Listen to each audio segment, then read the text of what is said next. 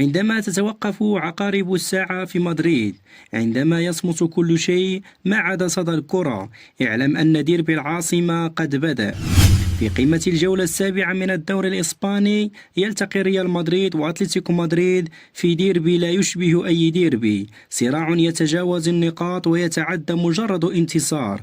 إنها معركة كبرياء وسباق نحو المجد المحلي. ريال مدريد يدخل المواجهة بقوة ضاربة يقودها المدرب تشابي ألونسو الذي يعرف جيدا طعم هذا الديربي كلاعب، والآن يريد أن يكسبه كمدرب.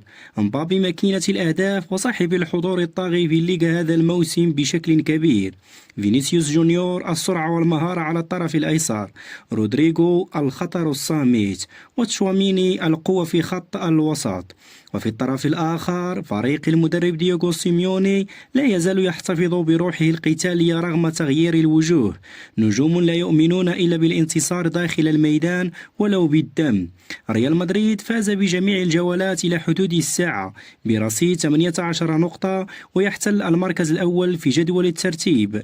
أما أتلتيكو مدريد فيحتل المركز التاسع في الترتيب وبرصيد 9 نقاط. الفريقين فازوا في المباراة السابقة. ريال مدريد فاز ب4 أهداف مقابل هدف أمام ليفانتي، أما أتلتيكو مدريد ففاز أيضا على رايو فاليكانو ب3 أهداف مقابل هدفين. تشابي ألونسو أمام أول اختبار في الديربي الرسمي له كمدرب.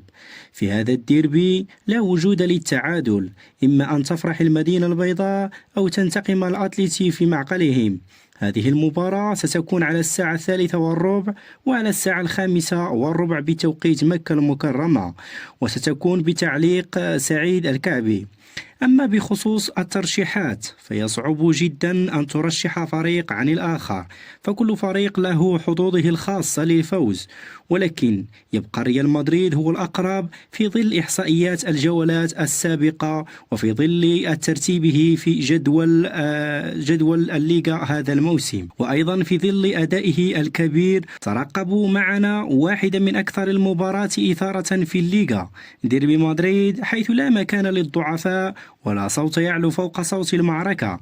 لا تنسوا الاشتراك في القناة وتفعيل الجرس ليصلكم كل جديد. أخبرونا في التعليقات من تتوقع أن يحسم هذه القمة.